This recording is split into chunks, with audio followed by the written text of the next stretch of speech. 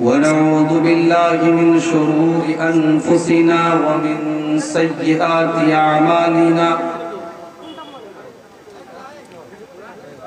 من يهده الله فلا مضل له ومن يضلل فلا هادي له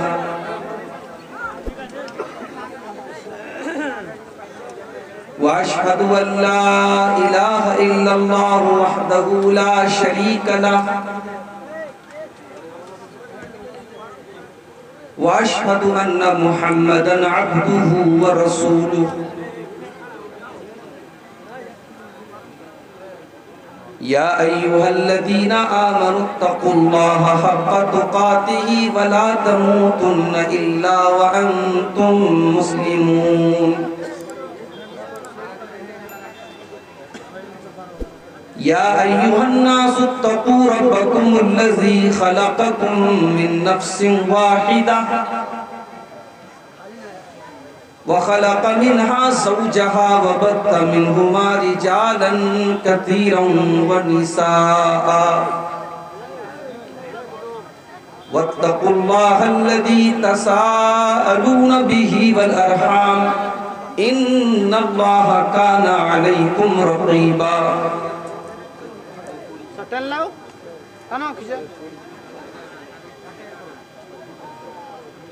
يا أيها الذين آمنوا اتقوا الله وقولوا قولا سديدا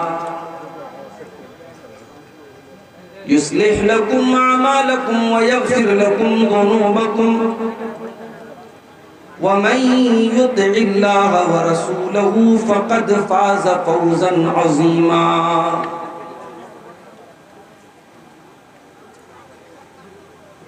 أما بعد فإن خير الحديث كتاب الله وخير الهدي هدي محمد صلى الله عليه وسلم وشر الأمور محدثاتها وكل محدثة بدعة وكل بدعة ضلالة وكل ضلالة في النار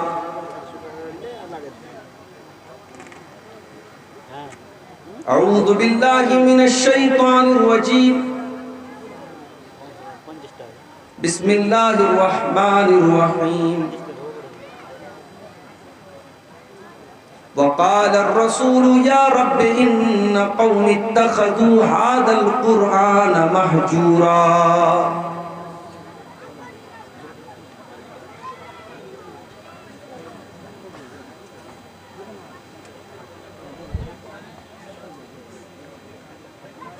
चेहरों पे तिलावत का एक नूर सजाएंगे कुरान को सीने में हम ऐसे बसाएंगे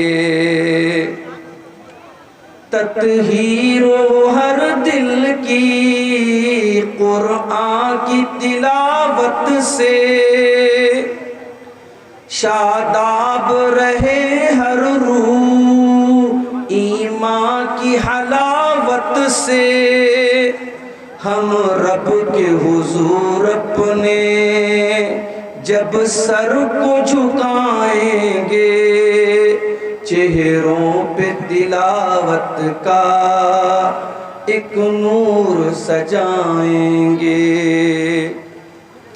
हर महफिल कुरान में रहमत के वो साए हों अल्लाह के फरिश्तों ने यूं पर फैलाए हों जब जिक्र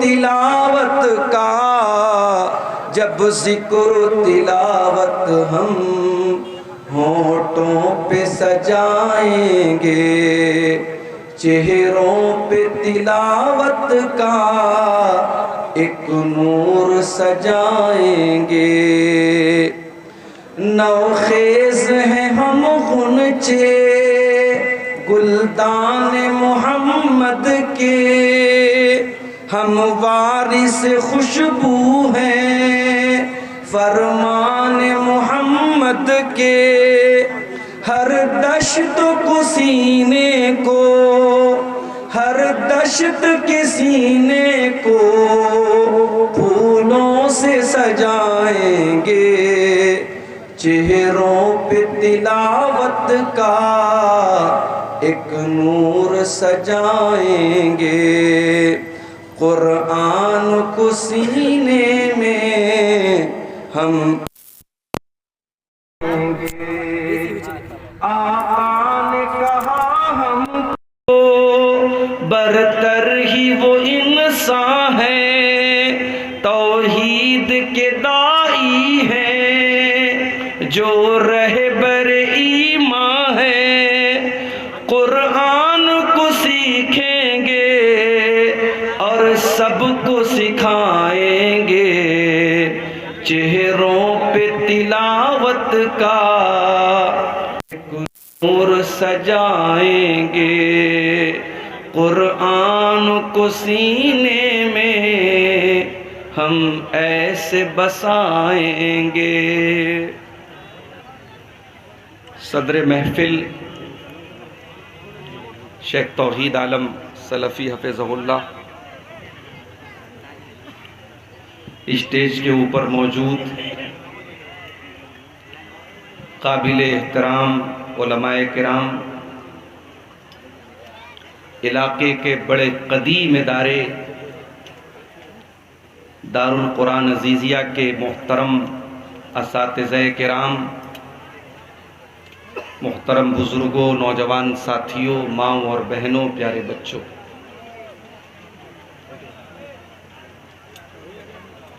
आज का ये प्रोग्राम इस गांव के मदरसे की तरक्की के लिए, उसके बका और उसके वजूद के लिए, जो सीमांचल के अक्सर मदारिस का तरीक़ा है कि साल में वो एक बार जलसा करते हैं और उसी जलसे के ज़रिए उस इदारे के साल भर के खर्च का चंदा उतरता है। और ये सिस्टम 2009 से, जब से मैं सीमांचल में आ रहा हूं, मैं देख रहा हूं, और उसके पहले न जाने कब से ये सिस्टम चल रहा है। इस सिस्टम की अपनी कुछ अच्छाइयां भी हैं, कुछ खराबियां भी हैं, कुछ मजबूरियां भी हैं। उस पर मैं बात करके आपका वक्त ज़ाया नहीं करना चाहता। मेरे पीछे 5 बच्चे हैं जो इस मदरसे से कुरान के हाफिज बन करके निकल गए। हमारी और आपकी नजर में कुरान का हाफिज शायद उतना महत्व नहीं रखता, उतना इंपॉर्टेंस हम नहीं देते, उतनी अहमियत हम नहीं देते जितनी देनी चाहिए। जरा रब के कुरान से पूछो कि हाफिज कुरान का क्या मर्तबा है। जरा जनाब मोहम्मद रसूलुल्लाह सल्लल्लाहु अलैहि वसल्लम की हदीसों की रोशनी में देखो कि कुरान के हाफिज का क्या मकाम और मर्तबा है। अल्लाह के नबी जल्दी किसी पर बद्दुआ नहीं करते। सीरत की किताबें उठा के देखो,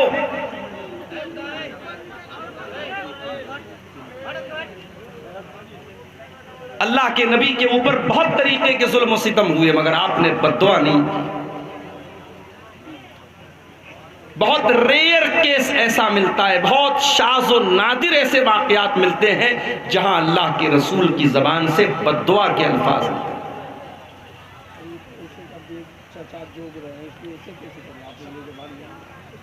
एक मौका हमें सीरतुन नबी के अंदर मिलता है जब अल्लाह के नबी बद्दुआ करते हैं।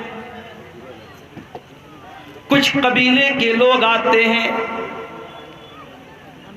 और धोखे से, फ्रॉड करके, धोखा करके, फरेब करके वो अल्लाह के नबी के 70 ऐसे सहाबा जो कुरान के हाफिज थे, कुरान के कारी थे,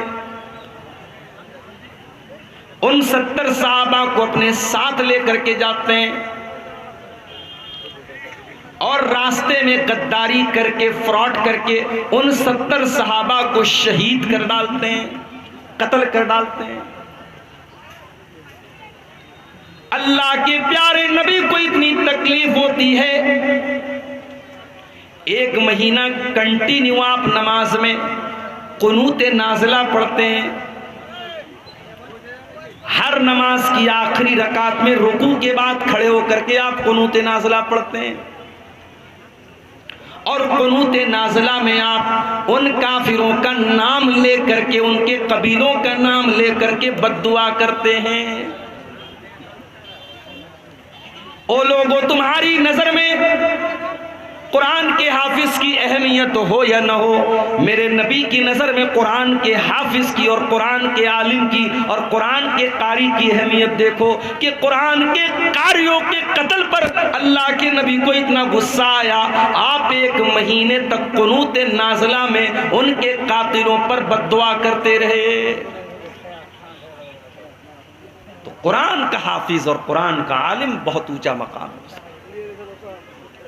और मैं मुबारकबाद देता हूं इन 5 बच्चों को, इनके खुशनसीब मां बाप को,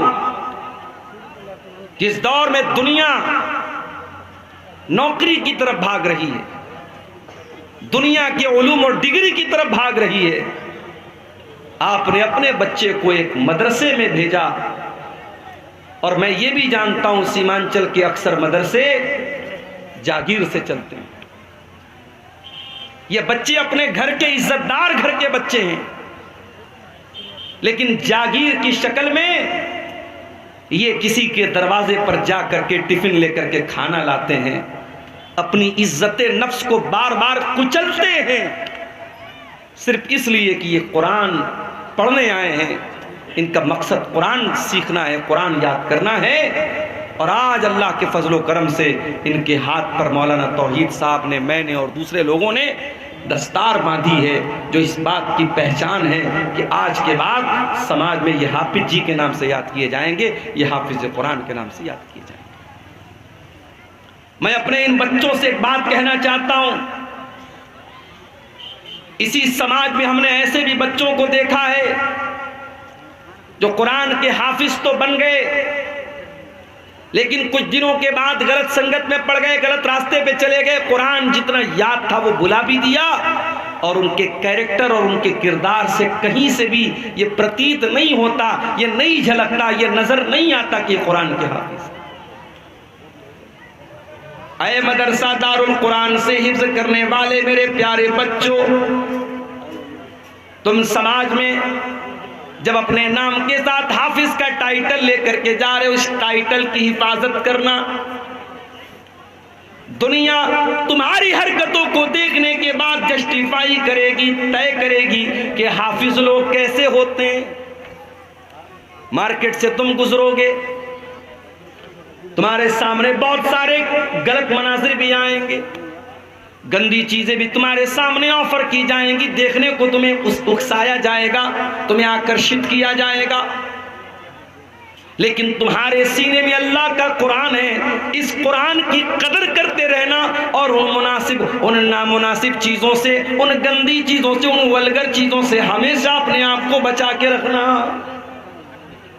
और इस कुरान की हिफाजत करते रहना मेरे बच्चों। इसलिए कि अल्लाह के प्यारे नबी क्या फरमाते हैं, ताहदू हाज़ल कुरान, इस कुरान को अच्छी तरीके से याद रखो।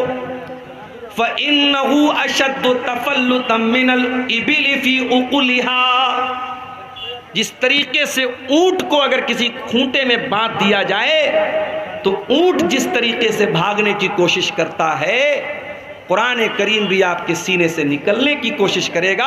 इस कुरान को बांध के रखना, इस कुरान को महफूज करके रखना, कुरान को अपने दिल से, दिमाग से निकलने मत देना।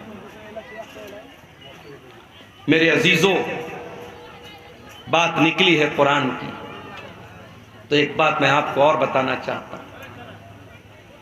अल्लाह ताला ने दुनिया में बहुत सारे नबियों को भेजा और बहुत सारे नबियों को अल्लाह ताला ने बहुत सारी किताबें भी अता फरमाए। 4 किताबों का नाम तो हम बहुत फेमस है, मशहूर है, जानते हैं। दाऊद अलैहिस्सलाम को ज़बूर मिली थी, मूसा अलैहिस्सलाम को तौरात मिली थी, ईसा अलैहिस्सलाम को इंजील मिली थी, हमारे नबी को कुरान मिला था। ये तो हम जानते हैं।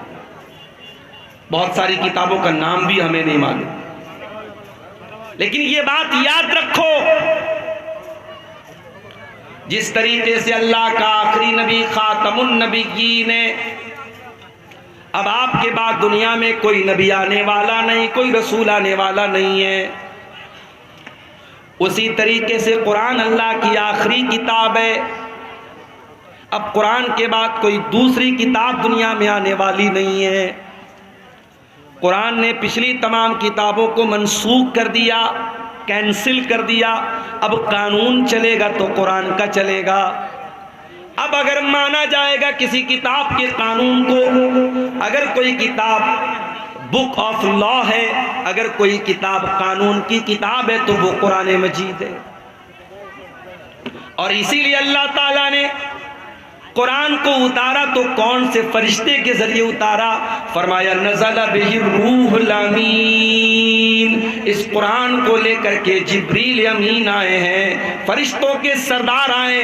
तमाम फरिश्तों में सबसे आला, सबसे आजम, सबसे बेहतरीन फरिश्ते हजरत जिब्रील इस कुरान को लाए हैं। कुरान जिस हस्ती के ऊपर उतारा गया, उस हस्ती के बारे में अल्लाह कुरान में कहता है वमा अरसलनाका इल्ला रहमतल लिल आलमीन। ऐ नबी, हमने आपको सारी कायनात के लिए रहमत बना करके भेजा। कुरान का उतारने वाला कौन? रब्बुल आलमीन। कुरान को लेकर के आने वाला फरिश्ता कौन? रूहुल अमीन। और कुरान जिस हस्ती पर उतरा, उस हस्ती, वो हस्ती कौन? रहमतुल लिल आलमीन। कुरान जिस महीने में नाजिल हुआ, वो महीना भी सारे महीनों में सबसे ज्यादा बरकत वाला। ये मेरी ही तकरीर के दौरान माइक को जो है गड़बड़ होना था, बार बार ये छोड़ रहा है, पकड़ रहा है। कहाँ है भैया माइक वाले? पैसा वैसा नहीं मिलेगा आपको, बेफिक्र रहिए आप। शहर रमजान अल्लज़ी उन्ज़िल फ़ीहिल कुरान। कुरान करीम कौन से महीने में उतरा? रमजान में उतरा। सारे महीनों में सबसे ज्यादा बरकत वाला महीना रमजान का। आज एक साहब मसला पूछने लगे, 15-16 साल पहले, 15-16 साल पहले किसी आदमी ने रमजान के रोजे की हालत में अपनी बीवी के साथ सोहबत कर लिया। गलती का एहसास हुआ। अब वो इंसान कफ्फारा अदा करना चाहता है। मेरे पास मसला आया, मौलवी साहब कफ्फारा क्या है? मैंने कहा 60 दिन कंटिन्यू रोजा रखना है, एक दिन की भी गैपिंग नहीं। एक रोजा अगर आपने खराब किया तो आपको 60 रोजा रखना है कंटिन्यू। और अगर 60 रोजे की ताकत नहीं है तो 60 मिस्कीन को खाना खिलाना है। ये रमजान के रोजे की अहमियत। और रमजान के रोजे में अगर कोई ये गलत काम कर, तो कुरान उतरा है रमजान का। फिर रमजान के आखिरी अशरे की किसी एक रात में कुरान उतरा है। वो रात भी तमाम रातों में सबसे अफजल है। इन्ना अंज़लनाहु फी लैलतिल क़द्री वमा अदराका मा लैलतुल क़द्री लैलतुल क़द्री खैरुम मिन अल्फि शहर। ऐ नबी, इस कुरान को हमने लैलतुल क़द्र में उतारा है। और आपको क्या मालूम कि लैलतुल क़द्र क्या है? लैलतुल क़द्र 1000 महीने से अफजल है। 1000 महीना कैलकुलेटर पे कैलकुलेट करो, तकरीबन 84 साल बनते हैं। एक रात जिस रात में कुरान उतरा है, उस एक रात की फजीलत ये है कि वो एक रात अल्लाह ताला के यहाँ 84 साल से बेहतर है। ये है कुरान का मकाम। हमने कुरान को बड़ी आसानी से हासिल कर लिया है। इस कुरान की कदर हमको नहीं मालूम है। ये कुरान बहुत बड़ी दौलत है अल्लाह ताला की। ये कुरान अल्लाह ताला की बहुत बड़ी नेमत है मेरे भाइयों। ये कुरान हमें और आपको मिला है। इस कुरान की कदर करो, इस कुरान की वैल्यू को समझो, इस कुरान की कीमत को समझो। मान लीजिए हाई स्कूल और इंटर की परीक्षा देने वालों को हमारे यूपी में योगी जी टैबलेट दे रहे हैं। इंटर और बीए करने वालों को योगी जी टैबलेट दे रहे हैं, लैपटॉप दिया जा रहा है। उस टैबलेट को, उस लैपटॉप को एक स्टेट का मुख्यमंत्री दे रहा है तो उसकी बड़ी वैल्यू हो जाती है। अगर आपके मोबाइल पर मैसेज आ जाए, देश के प्राइम मिनिस्टर का मैसेज आ जाए, स्टेट के चीफ मिनिस्टर का मैसेज आ जाए और उसमें आपका नाम लिखा हो और आपको मुखातब किया गया हो, आप तो बाग बाग हो जाएंगे, इतनी बड़ी हस्ती का मेरे पास मैसेज आया। ओ लोगों, ये कुरान भी तो अल्लाह का मैसेज है। ये कुरान अल्लाह ताला का लास्ट मैसेज है, ये अंतिम संदेश है जो अल्लाह ने आपको दिया है। फरमाया शहरु रमज़ान अल्लज़ी उन्ज़िल फ़ीहिल कुरान हुदल लिन्नासि व बय्यिनातिन मिनल हुदा वल फुरक़ान। ओ लोगों, ये कुरान रमज़ान के महीने में उतारा गया है और ये कुरान सारी मानवता के लिए गाइडेंस का काम करता है, मार्गदर्शन का काम करता है। सही क्या है, गलत क्या है, खरा क्या है, खोटा क्या है, सच्चा क्या है, झूठा क्या है, शिर्क क्या है, तौहीद क्या है, ये कुरान आपको बताएगा। व बय्यिनातिन मिनल हुदा वल फुरक़ान, ये हक और बातिल को खोल खोल के बयान करने वाली किताब है। लाओ दुनिया की कोई और किताब, लाओ दुनिया की कोई और किताब। डॉक्टर जाकिर नायक पड़ोसी मुल्क के दौरे पर हैं। एक क्रिश्चियन ने सवाल किया, डॉक्टर साहब आपने बाइबल की फला आयत पढ़ी है, आपने गलत तरीके से कोट किया है। डॉक्टर साहब ने कहा, डॉक्टर जाकिर नायक ने कहा कि अगर मैंने गलत कोट किया है आप प्रूफ लाके दे दो, मैं मान लूंगा।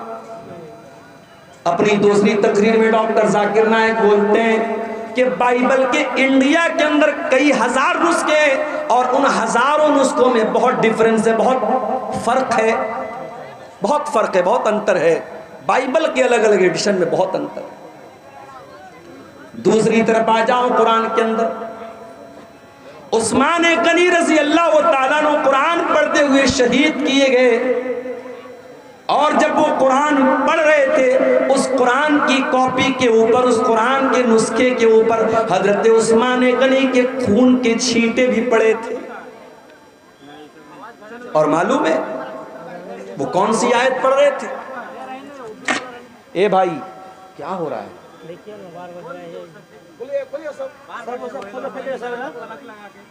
जो भी जिसकी वजह से डिस्टर्ब हो निकाल सको, एकदम कोई मुरब्बत नहीं, निकाल दो उसको और एकदम खामोशी के साथ तकरीर सुनने दीजिए। डोंट डिस्टर्ब, बिल्कुल डिस्टर्ब नहीं करना।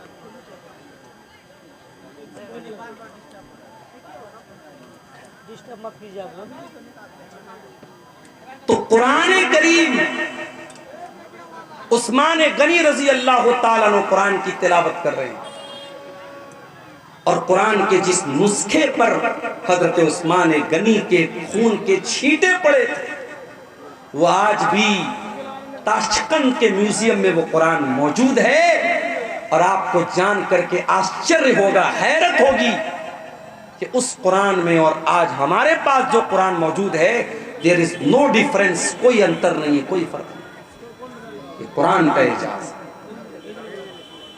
इतना ही नहीं, उस्मान गनी जब कुरान की तिलावत कर रहे थे, कौन सी आयत पढ़ रहे थे? सूरह बकरा की आयत पढ़ रहे थे, फसयकफीकहुमुल्लाह वहुवस समीउल अलीम। अल्लाह ताला इनके लिए काफी हो जाएगा, अल्लाह इनसे इंतकाम ले लेगा, इनसे बदला ले लेगा। अल्लाह सब कुछ सुनने वाला, सब कुछ जानने वाला है।